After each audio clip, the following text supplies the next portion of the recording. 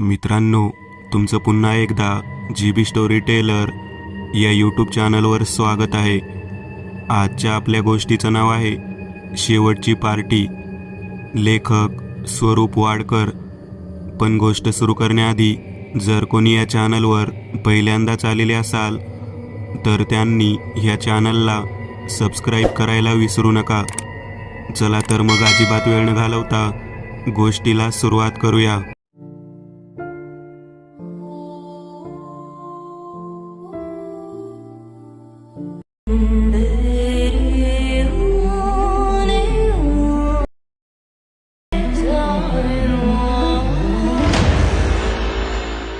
रोहित, सुरेश, उदय आणि नरेश हे 4 मित्र असतात. 4ही कॉलेजमध्ये सोबतच होते. एके दिवशी त्यांनी योजना बनवली की रात्री कुठेतरी जाऊन पार्टी करायची, म्हणजे सिगरेट, बियर वगैरे पिणे.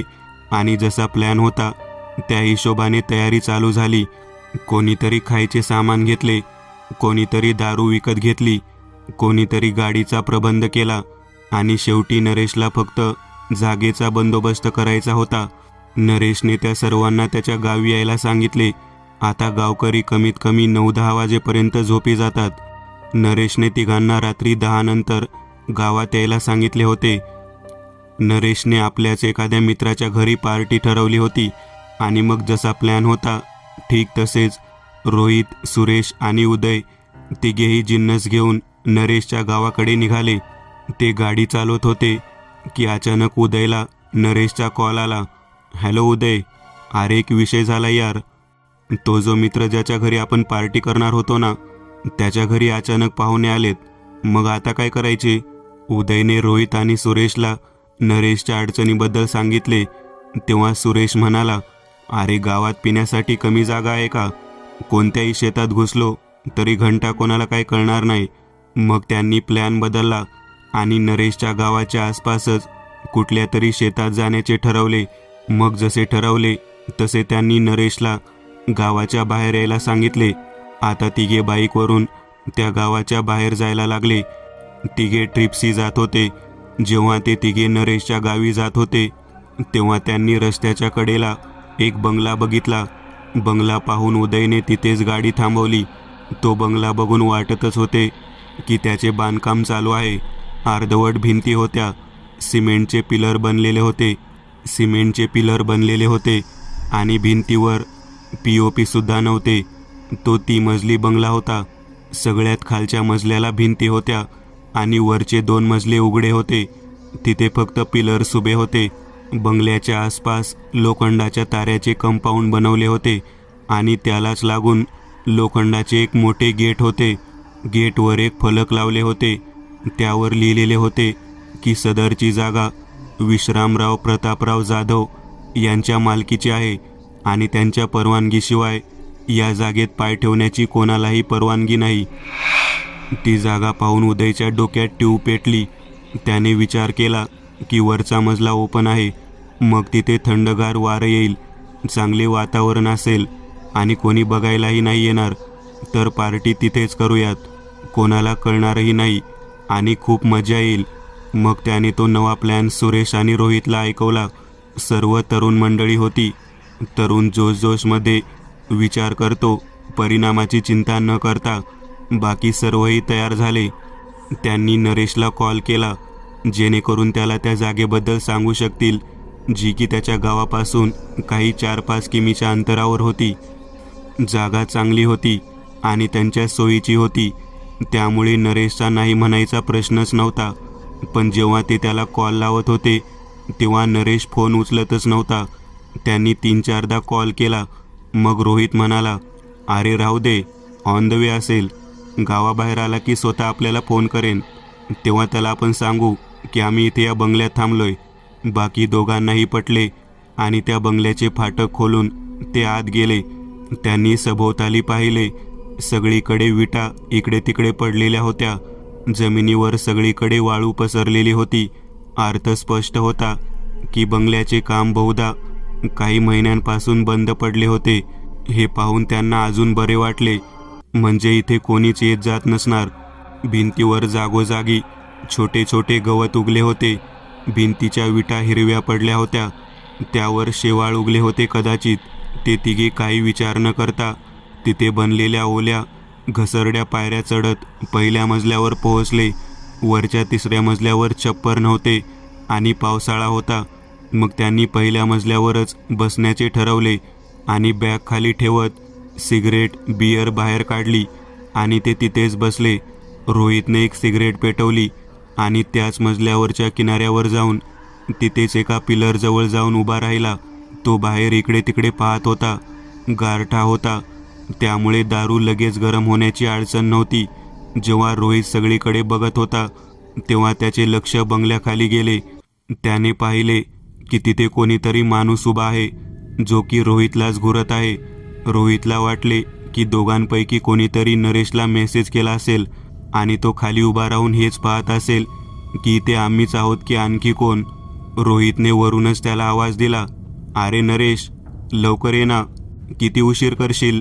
आणि मग रोहितने आपल्या हातातील सिगरेट त्याच पिलरवर विझवत खाली फेकली.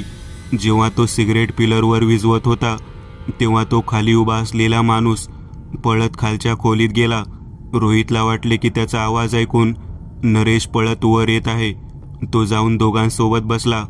त्यांनाही काही वेळासाठी वाटले की नरेशच आला आहे. मग त्यांनी बॅगमधून प्लास्टिकचे ग्लास काढले आणि बिअरची बाटली खोलून समोर ठेवली आणि नरेश वर येण्याची वाट पाहू लागले. 1 मिनिट झाला, 2 मिनिट झाले, 3 मिनिट झाले, पण नरेश वर नाही आला ना त्याचा आवाज आला. मग सुरेश रोहितला म्हणाला, तू नरेशलाच पाहिले ना, का मग दुसरे कोणी होते. मग रोहित म्हणाला, माहीत नाही यार कोण होते, पण मला वाटले नरेश आहे तर मी आवाज दिला, आणि जर दुसरे कोणी असतेच तर एव्हाना वर आला असता. उदय हसत म्हणाला, अरे तो नरेश नाही, आपल्यासारखाच कोणीतरी असेल जो पिण्यासाठी जागा शोधत इथे आला असेल आणि आता आपल्याला पाहून गेला असेल. चल जाऊ दे, आता बाटली खोललीच आहेस तर सुरू करूयात. मग त्यांनी थोडी थोडी दारू ग्लासमध्ये ओतली आणि प्यायला लागले. रोहित आपल्या मोबाईलने नरेशला फोन लावण्याचा प्रयत्न करत होता, पण त्याच्या मोबाईलला रेंज येत नव्हती. रोहित म्हणाला, विचित्र आहे यार, आता थोड्या वेळापूर्वी खाली चांगली रेंज येत होती, पण इथे वर जराही नेटवर्क मिळत नाहीये. उदयनेही आपला फोन काढून पाहिले, त्याच्याही मोबाईलला जराही रेंज नव्हती. सुरेश तर पितच होता. उदयने उठून मोबाईल हातात पकडला, आसपास हिंडून नेटवर्क शोधत होता. जेव्हा तो बंगल्याच्या एकदम किनाऱ्यावर जाऊन उभा राहिला तेव्हा त्याला तिथे थोडा नेटवर्क मिळाला. तो त्या पहिल्या मजल्याच्या एकदम किनाऱ्यावर उभा होता आणि तिथे कुठेच भिंती नव्हत्या, फक्त पिलर्स होते. त्याने आपला हात एकदम बाहेर काढला तर मोबाईलला फुल नेटवर्क मिळाले. त्याने मग आपला हात आतल्या बाजूला घेतला तर परत नेटवर्क गेले. त्याने अजून एकदा आपला हात बाहेरच्या बाजूला केला तर पुन्हा नेटवर्क पकडले, आणि जेव्हा त्याने आपला हात आत घेतला तर पुन्हा नेटवर्क गायब झाले. उदय अवाक होऊन म्हणाला, अबे विचित्र बंगला आहे यार. मोबाईल पकडून बंगल्याच्या बाहेर हात केला तर फुल नेटवर्क दिसतो आणि हात आत घेतला की नेटवर्क शून्य. रोहितने उठून 1-2दा ट्राय केले, त्याच्यासोबतही तसेच झाले. मग रोहित म्हणाला, थांब, मी वरच्या मजल्यावर जाऊन बघतो, तिथे चारही बाजूने उघडे आहे तर फुल रेंज येईल. असे म्हणून रोहित वर गेला. तो जेव्हा वरती जात होता तेव्हा त्याला असे जाणवले की कोणीतरी त्याच्या मागोमाग पायऱ्या चढत आहे. त्याने 1-2दा मागे वळूनही पाहिले, पण मागे कोणीच नव्हते. आणि अखेर तो वरच्या मजल्यावर गेला, पण तिथेही तोच प्रकार होता. रोहितने प्रत्येक कोपऱ्यात जाऊन तपासले, पण जराही रेंज मिळत नव्हती. रोहितला हे जरा विचित्र वाटले की इथे ओपन असूनही नेटवर्क येत नाहीये. जे खालच्या मजल्यावर केले तेच इथे केले. हात बाहेर केला आणि आत घेतला तर तिथेही अगदी तसेच झाले. हात बाहेर करताच मोबाईल नेटवर्क पकडत होता आणि आत घेताच शून्य व्हायचा. रोहितला थोडा राग आला आणि तो परत खाली गेला. तो तिथे जाताच उदयला म्हणाला, आबे वरतीही तोच प्रकार आहे, जराही नेटवर्क येईना. थांब, मी खाली जाऊन पाहतो आणि सगळ्यात आधी नरेशला फोन करतो, नाहीतर नरेशला कळणारच नाही की आपण कुठे आहोत आणि तो आपल्याला इथे तिथे शोधत बसेल रात्रभर. असे म्हणून रोहित खाली गेला. खाली जाऊन तो बंगल्याच्या बाहेर गेला आणि बाहेर फाटकाजवळ जाऊन उभा राहिला. त्याने मोबाईल काढला. त्यात फुल नेटवर्क येत होते.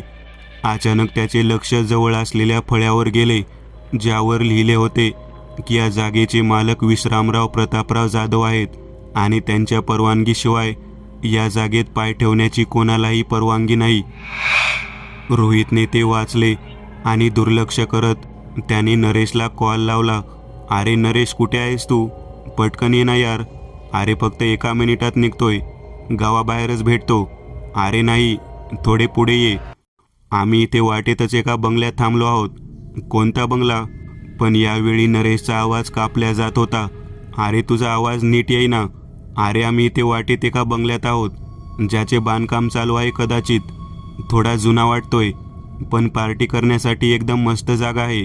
कोणा विश्रामरावाचा बंगला आहे. रोहितचे बोलणे ऐकून नरेशला त्याला काहीतरी सांगायचे होते. अबे येडा झालास काय? पटकन निघा तिथून, आत्ताच्या आता. पण नरेशचा आवाज स्पष्ट ऐकू येत नव्हता, मध्ये मध्ये फाटत होता. त्यामुळे रोहितला त्याचे बोलणे जराही कळले नव्हते. त्याला वाटले की इथे रेंजचा जास्तच प्रॉब्लेम आहे, म्हणून त्याने फोनला वर पकडून नेटवर्क घ्यायला पाहिले. आणि तेव्हाच त्याचे लक्ष त्या शेवटच्या आणि 3ऱ्या मजल्याकडे गेले. तिथे कोणीतरी होते, जो रोहितला खुन्नसपणे बघत होता. रोहितनेही त्याला निहाळायचा प्रयत्न केला आणि त्याने खालूनच आवाज दिला, कोण आहे? सुरेश, उदय, तू आहेस का? आणि अचानक त्याच्या हातात जो मोबाईल होता तो इतका गरम झाला की त्याने हातातून मोबाईल सोडला. त्याने आपल्या हातावर फुंकर मारली आणि वर पाहिले, पण आता तिथे कोणीच नव्हते. रोहितला आता थोडा संशय येत होता की इथे या जागेवर काहीतरी गडबड वाटत आहे. या जागेवर आल्यापासून त्याला आतल्या आतच जे जाणवत होते ते बरे नव्हते. त्याला इथे आल्यापासूनच विचित्र वाटत होते. तिथली हवासुद्धा गुदमरल्यासारखी जाणवत होती, फक्त तिथलीच. मग रोहितने खाली पडलेला आपला सेलफोन उचलला आणि तो वर जायला लागला. तो जिना चढणारच होता की त्याला जाणवले की त्याच्या खालच्या मजल्यावर कोणीतरी आहे. त्याने मागे वळून पाहिले. बंगल्याच्या एका कोपऱ्यात भिंतीला लागून एक मानवी आकृती उभी होती, जी परत रोहितला घुरत होती. रोहितने ध्यानपूर्वक त्याला बघण्याचा प्रयत्न केला.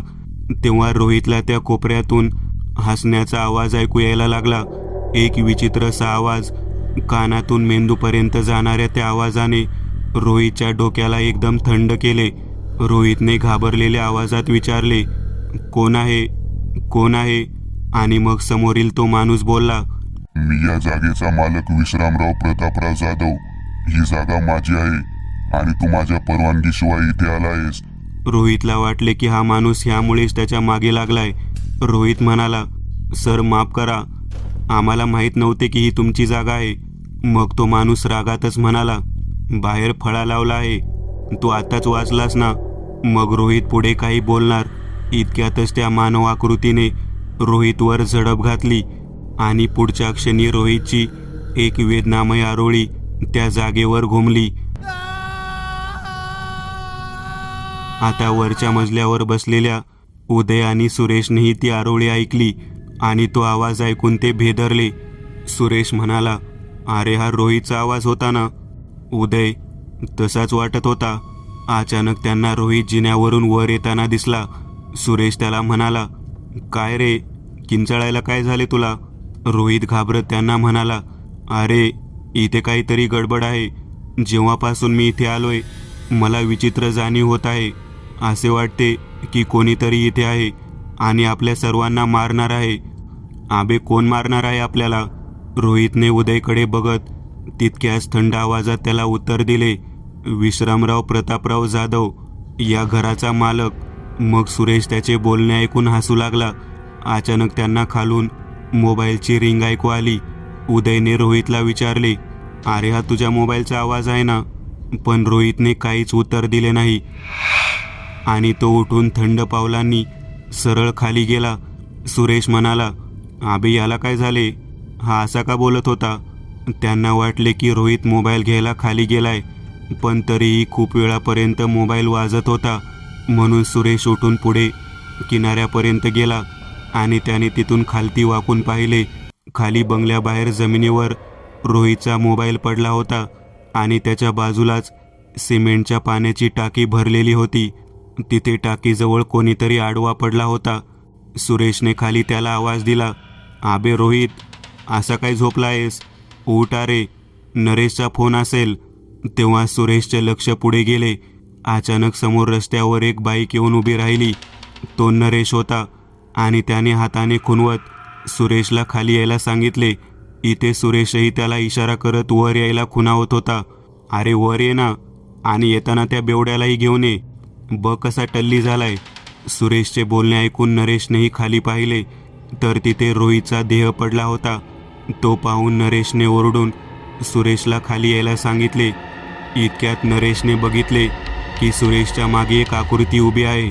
नरेशची फाटक ओलांडायची हिंमतच होत नव्हती आणि पुढच्या क्षणी त्या आकृतीने सुरेशला मागून धक्का दिला आणि तो किंचाळत पहिल्या मजल्यावरून खाली पडला. नरेश इथे भीतीने कापत होता. सुरेशला खाली पडताना बघून उदय पळत किनाऱ्यालगत आला. त्यानेही खाली वाकून पाहिले. सुरेश वेदनेने तडपडत होता. नरेशने पुन्हा ओरडून त्याला आवाज दिला, "मागे जा, मागे जा, इथे नको येऊस." नरेशने त्याला ओरडून त्याला मागे हटायला आणि खाली यायला सांगितले.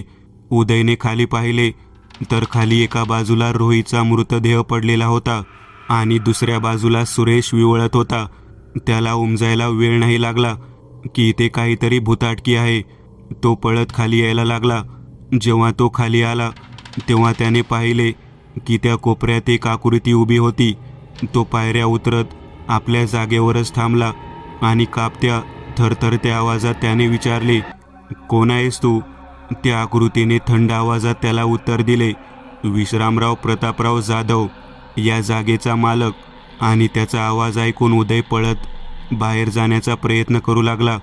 तेव्हा त्याने पाहिले की नरेश फाटकाच्या आत आलेला होता आणि सुरेशला फरफटत गेट बाहेर घेऊन जात होता. तेव्हा अचानक इथे उदय एका विटेला ठेच काढला आणि तो खाली पडला. ठेच लागल्यामुळे उदय जोरात किंचाळला. मग नरेशचे लक्ष त्या बंगल्यावर गेले. तेव्हा नरेशने पाहिले की कोणीतरी होते जे उदयच्या मागे उभे होते आणि उदयचा पाय पकडून तो त्याला आत खेचत होता. नरेश समजून गेला की आता उदयला वाचवणे कठीण आहे. तो कसे तरी सुरेशला ओढत फाटकाबाहेर घेऊन आला आणि उदयची वाट बघत बसला. पण काही वेळानंतर नरेश आणि सुरेशला उदयची फक्त आरोळी ऐकू आली. ती आरोळी ऐकून दोघांना दरदरून घाम फुटला. सुरेश विवळत नरेशला तिथून निघण्यासाठी सांगत होता. जेव्हा उदयचा आवाज येणे बंद झाले तेव्हा नरेशला समजले की उदय आता संपला. मग त्याने कसे तरी सुरेशला उचलून बाईकला पकडून उभे राहायला सांगितले.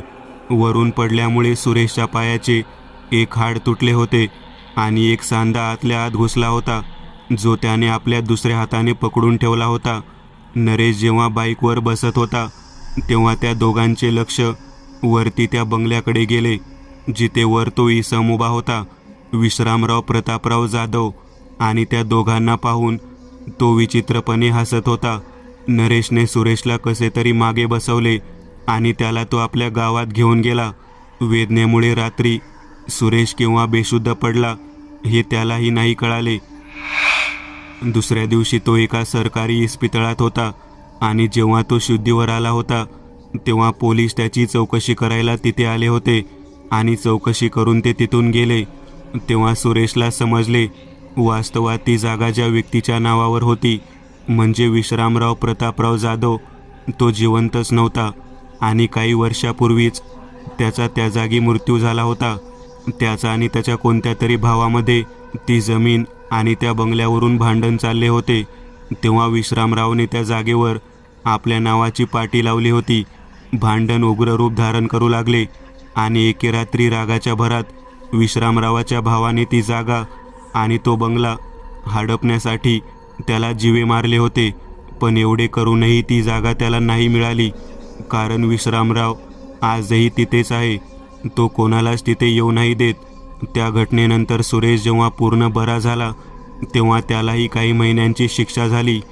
त्यावर रोहित आणि उदयच्या हत्येचा आरोप लागणार होता, कारण घटनेवेळी त्या तिघांव्यतिरिक्त तिथे कोणीच नव्हते. पण चांगली गोष्ट ही होती की कोणताच पुरावा न मिळाल्याने त्याला कमी शिक्षा झाली.